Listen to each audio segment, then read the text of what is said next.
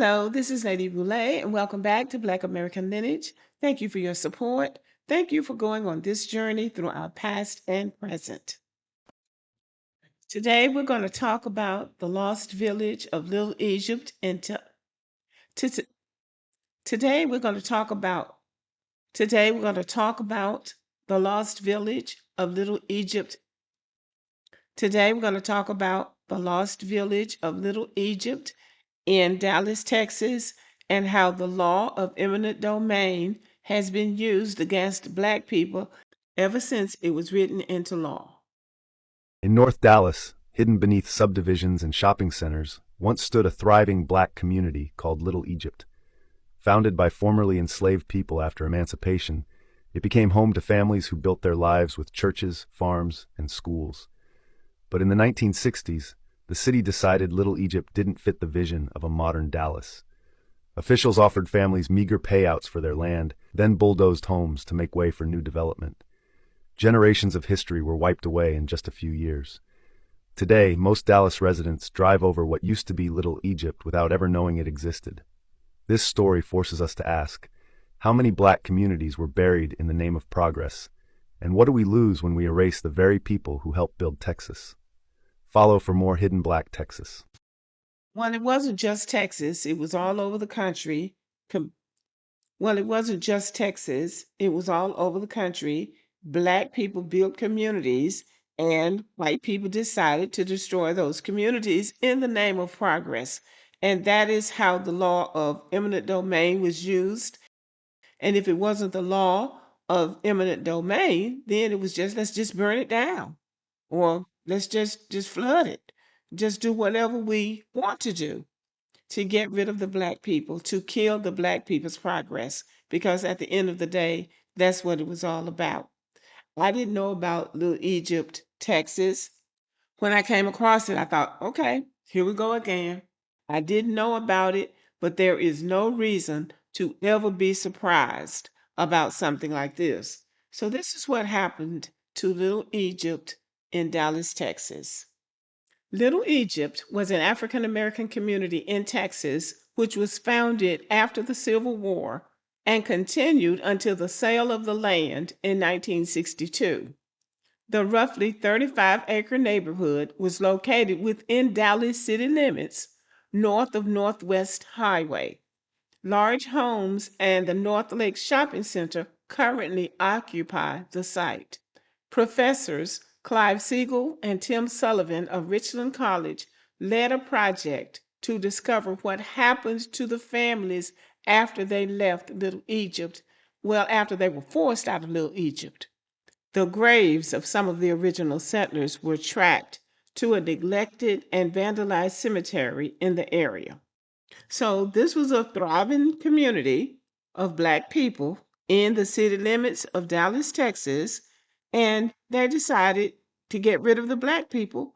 We'll just build housing developments and shopping centers and a big mall.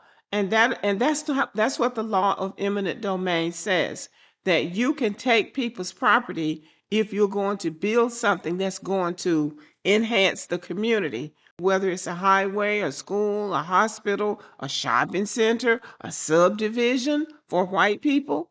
We can run the Black people out if we say that it's going to be for the greater good of the community.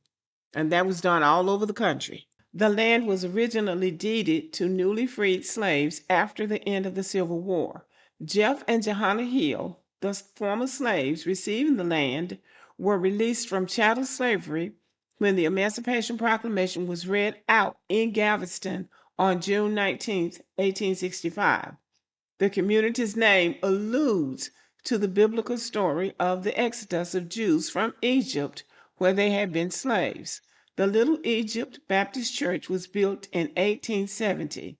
The community's single school taught all grades.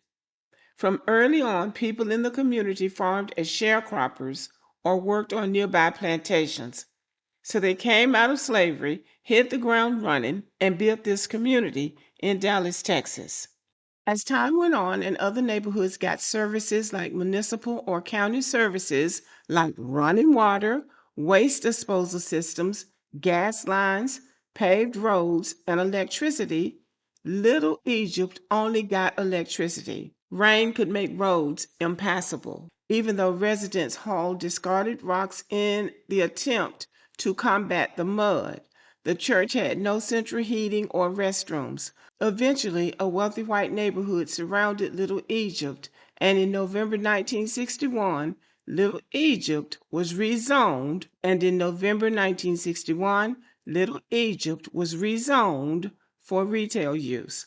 And that's the law of eminent domain. We're going to use this for retail purposes. That's going to help the entire community. So, so you black people got to get out of here. In 1962, a consortium that wanted to build a shopping center on the land paid residents cash for their ramshackle homes. I find it disrespectful for them to use the term ramshackle home. That was their homes. That was their homes. And so what you did was you gave them a little bit of money to destroy a whole community. That's what it is. So, call it what you want to, but that's what you did. Here are the McCoy sisters, and their family lived in Little Egypt. Gloria and Joanne McCoy sitting in the home the family moved to in 1961 after being forced out of their home. In the 1950s, they grew up in Little Egypt and loved it. Dirt roads, no running water, and all. It was home. That's right, it was their home. Here is another video that tells about Little Egypt. Dallas loves to brag about growth, but one of its thriving black towns was drowned and bulldozed out of existence, and you won't find it on any map today. It was called Little Egypt, a freedmen's community born after emancipation. Families built homes, churches, and schools on hard-won land, but by the 1920s the city saw that land as valuable and the residents as expendable.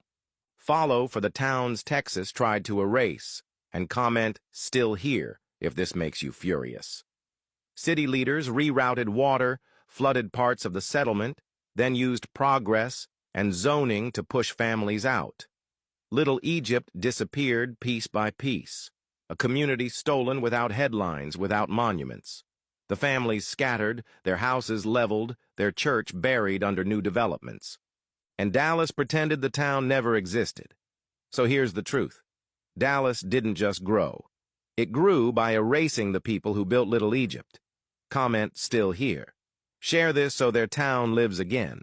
And follow Occupied Texas if you're done letting cities drown black history. So here's what's left of Little Egypt, a marker that gives the history of that community. So goes America. This is what has happened in America. And yet, we rise. We continue to rise. No weapon formed against us will prosper.